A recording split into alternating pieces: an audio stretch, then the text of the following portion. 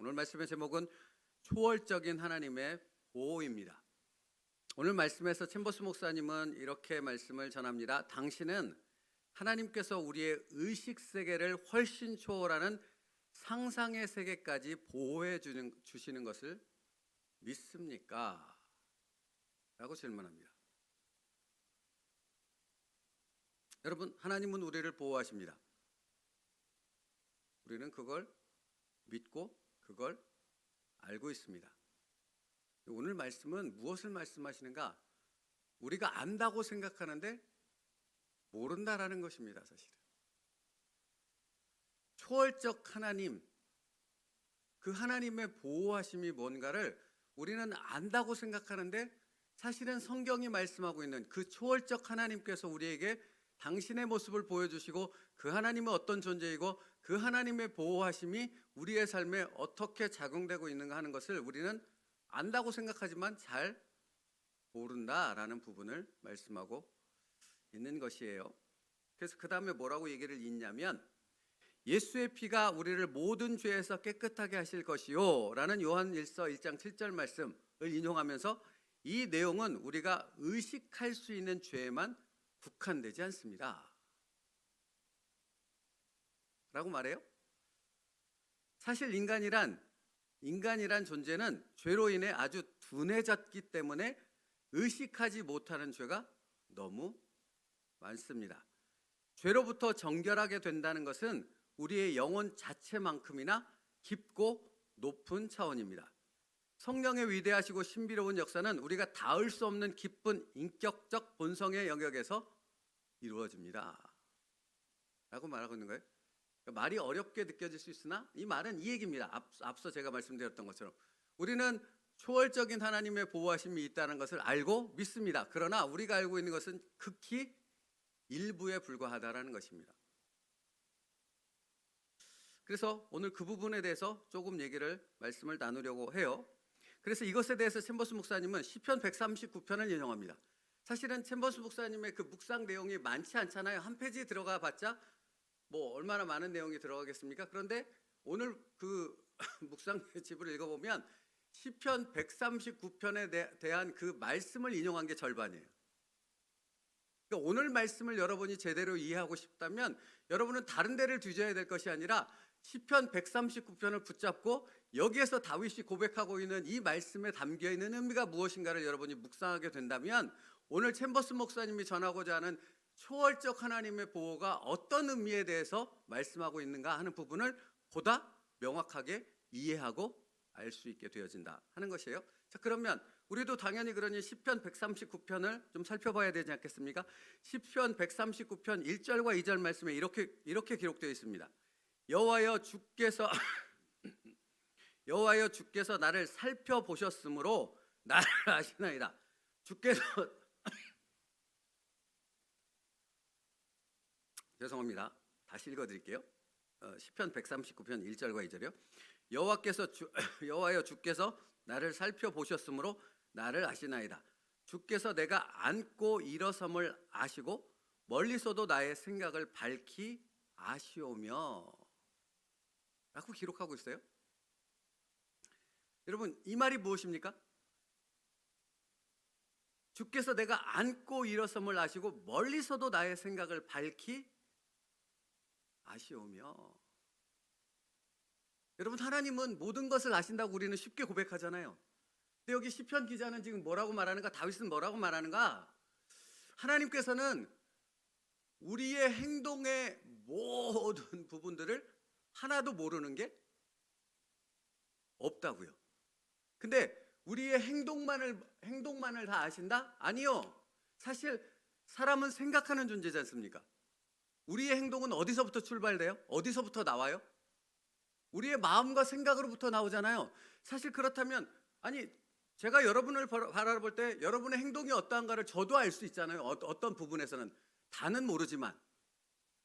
근데 여러분, 제가 제 마음속에 생각하고 있는 걸 여러분 아실 수 있어요? 우리는 몰라요.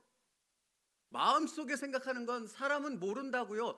제가 이분이 무슨 생각을 마음에 품고 있는지, 머릿속에 무엇을 생각하고 무엇을 계획하고 어떤 좋은 일을 또는 어떤 악한 일을 그 마음속에 계획하고 있는지 우리는 사람의 얼굴만 봐서는 모르지 않습니까? 그렇죠? 근데 하나님은 안고 일어서며 모든 것을 아신다는 그 시편 139편의 1, 2절 말씀은 우리의 그 마음과 생각의 그 근원적인 부분이 행동으로 나타나는데, 우리 마음의 깊은 것에 있는 그 생각까지도 행동으로 아직 나타나지 않았음에도 하나님은 그 마음의 깊은 것까지도 모두 다 아신다라고 말씀하고 있는 거예요.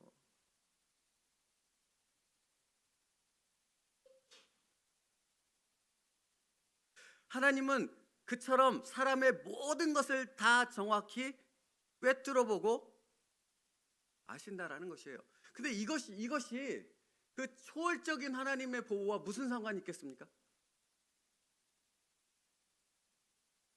모르면 보호가 돼요? 여러분, 어린아이 알잖아요. 이 갓 걷기 시작한 갓난쟁이가 저기 앞에 시칼이 하나 떨어져 있는데 그 시칼을 향해 막 걸어가요. 왜 걸어가겠습니까? 신기한 거잖아요. 뭔가 이게 얼마나 자기에게 위험한 건지 모르잖아요. 다만 그게 뭔가 신기해 보이고 갖고 놀 장난감 같고 뭔가 자기가 뭘 해도 될 것 같다는 생각을 갖고 걸어가지요. 근데 엄마는 알죠.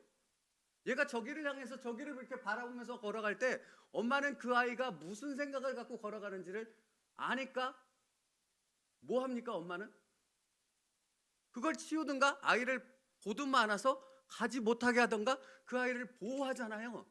다시 말하면 여러분, 우리 안에는 죄성이 있지 않습니까? 우리 내면의 깊은 곳에는 내가 잘 알지도 못하는, 아까 챔버스 목사님 말씀처럼 사람은 죄로 둔하여졌기 때문에 자기가 가지고 있는 죄성 자체에 대한 그 깊은 뿌리 깊은 그 부분, 그 악함이 있다는 것 자체를 자기 스스로도 인식하지 못하고 그것이 자기도 모르는 사이에 표현되어지는 그 악함들의 표현들이 나타날 때가 얼마나 많이 있냐라는 것입니다. 이 대표적인 예를 들어볼까요? 다윗이 밧세바를 범하죠. 그죠? 근데 밧세바를 범하는 것에서 안 끝나죠. 자신의 죄를 감추기 위해서 우리아를 죽이는데, 우리아를 죽이는 일에 전쟁터 나가 있는 그 부하들을 이용해서 오만 악한 수단, 자기가 하나님께 받은 모든 권력을 다 동원해서 죽이죠. 근데 여러분, 여기서 놀라운 건 뭔지 아세요? 다윗은 하나님의 사람이잖아요. 하나님을 아는 사람이잖아요. 하나님을 믿는 사람이잖아요. 근데 자기가 범죄하는 그 모든 것들을 하나님이 안다고 생각했습니까? 모른다고 생각했습니까? 모른다고 생각한 거예요. 하나님이 이것을 모른다고. 자기가 하는 이 악한 어떤 이 폭행적인 부분, 사람을 죽이는 부분, 그 일에 하나님이 주신 권한을 자기에게 준 하나님께서 주신 권한을 사용하여 그것을 악한 일에, 범죄하는 일에, 사람을 죽이는 일에 활용하는 그 모든 것을 하나님은 모르고 있다고 생각한 거잖아요, 다윗은. 그러니까 뻔뻔하게 그 모든 일을 행할 수 있었던 거예요. 아주 천연덕스럽게. 그래서 우리아가 죽고 모든 것을 다 덮은 다음에 밧세바를 취하잖아요. 공식적으로 데려가잖아요. 그리고 아무런 문제 없다는 듯이 살아가잖아요. 네? 이게 다윗이 갖고 있는 죄성이라고요. 다윗 스스로도 느끼지 못할 만큼의 그 죄의 둔감함 속에 자기가 가지고 있는 그 죄성이 그렇게 드러난 거예요. 근데 여러분, 그렇게 모든 것이 완벽하게 끝났다고 생각할 그 즈음에 하나님이 누굴 다윗한테 보내셨어요? 나단을 보내신 거 아닙니까? 나단이 다윗 앞에서 그 궁중회의를 하고 있는 그 공개석상에서 나단이 다윗을 향해 했던 얘기는 딱 한마디로 정리가 돼요. 무슨 얘기를 했습니까? 나단이 다윗한테? 저기 당신이 믿는 하나님, 당신을 그 왕위에 세우신 하나님은 당신이 범한 그 모든 범죄의 머리끝에서 발끝까지 그 모든 것을 다 낱낱이 아실 뿐만 아니라 당신의 내면의 그 깊숙한 곳에 있는 감추어진 그 죄의 모든 것까지도 다 하나님은 다 알고 계시다. 이걸 선포한 거예요. 그러니 다윗이 안 꼬꾸라질 수가 없는 거죠. 모른다고 생각했던 것이거든요. 하나님은 모르신다. 다 덮었고 완벽한 범죄를 내가 했다라고 생각하는 그 다윗에게 나단 선지자는 다른 얘기하지 않았어요. 하나님이 아신다. 다른 사람은 다 몰라도 하나님은 너의 그 머리끝에서 발끝까지 그 모든 계획의 생각과 그 모든 과정과 모든 결과까지 하나님은 정확히 하나도 빼놓지 않고 알고 계시다. 그 선포에 다윗이 꼬꾸라진 거라고요. 여러분, 이게 무슨 얘기인지 아시겠습니까? 하나님은 그 모든 것을 아시기에 우리를 그 죄에서부터 건져내실 수도 있고 다시 그 죄에 빠지지 않도록 우리를 채찍질해서 그 죄로부터 우리를 보호하실 수도 있고, 그러하여금 우리가 예수 그리스도의 재림이 오실 그때까지 우리가 정결케 되어짐으로 천국에 이르는 하나님의 거룩한 백성으로 설 수 있도록 지키시고 인도하시는 나의 하나님이 되실 수 있다고요. 이게 초월적 하나님의 보호라고요. 그러니까 우리가 모른다라는 것이 무엇입니까? 다윗처럼 모르고 있다라는 거예요. 자기가 무슨 죄를 저지르고 있는지조차도 깨닫지 못하는 그 무지함과 무감각함 속에 살아가는 우리를 보호하실 수 있는 분은 다른 사람은 못해요. 누가 하실 수 있어요? 우리의 머리끝에서 발끝까지 우리의 마음에 깊숙한 그 모든 것까지도 정확히 아시는 그 전지전능하신 하나님만이 우리를 지키시고 보호하실 수 있고 책임지실 수 있고 천국에 이르는 그날까지 우리를 거룩한 하나님의 자녀로 변화시킬 수 있다고요. 당신은 그 하나님을 아느냐라는 질문입니다. 여러분, 그래서 다윗이 밧세바를 그렇게 범하고 난 후에 시편 51편에 가면 다윗이 이렇게 고백하지 않습니까? 뭐라고 고백합니까? 시편 51편 4절에 내가 주께만 범죄하여 주의 목전의 악을 행하였사오니 주께서 말씀하실 때 의로우시다 하고 주께서 심판하실 때 순전하시다 하리이다. 여러분, 이 말씀을 잘못 해석하면 다윗이 뻔뻔스럽게 다윗이 지금 죄를 저지른 것은 자기의 백성들과 모든 사람에게 사실은 죄를 범한 거잖아요. 자기의 부하들을 비롯해서 자기를 신뢰하고 믿었던 그 모든 사람들에게 죄를 범한 거라고요. 하나님께뿐만 아니라. 근데 시편 51편 4편의 기록을 4절의 말씀을 보면 마치 내가 하나님께만 범죄했고 하나님께 용서함 받으면 다 끝이야 라고 얘기하는 것처럼 느껴지는 구절이라고요. 근데 이 구절은 그 말씀이 아닌 거예요. 무슨 얘기입니까?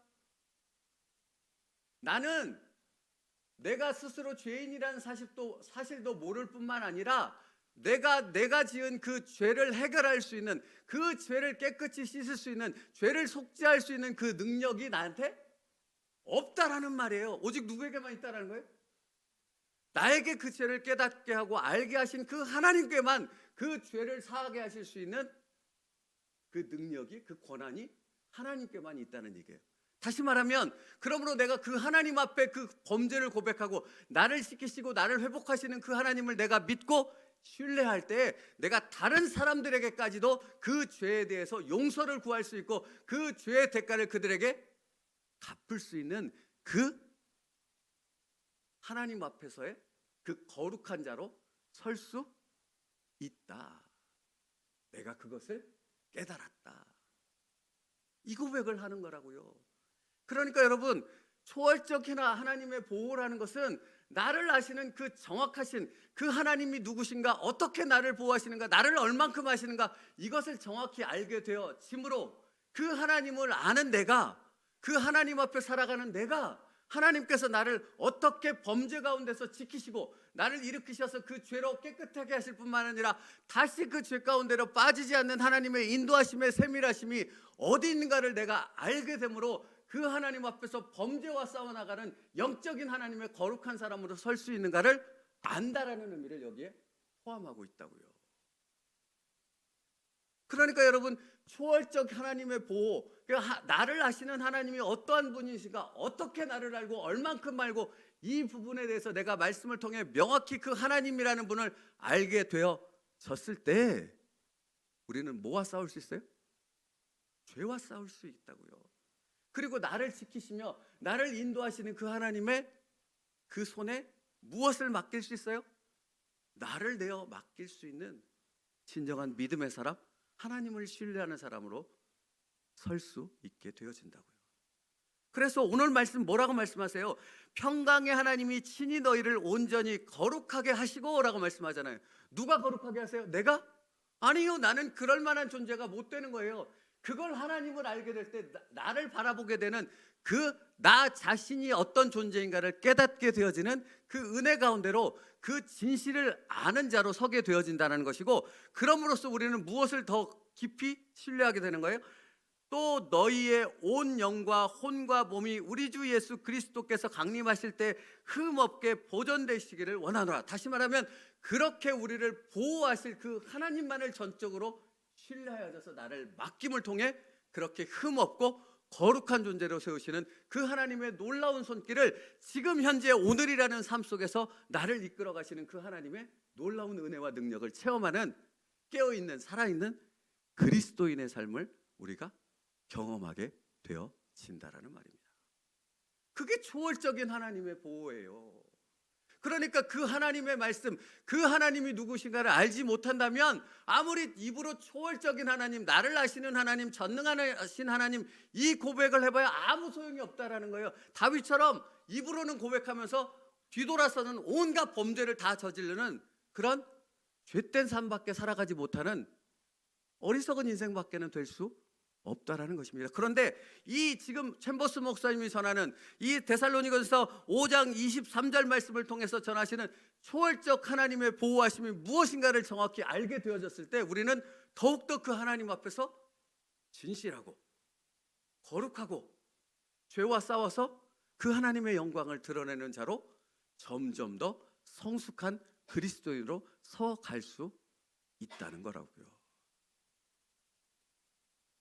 이거 모르면, 이 하나님의 말씀을, 이 하나님을 모르면 직분 아무 필요 없다니까요. 여기서는 거룩한 척 살아요.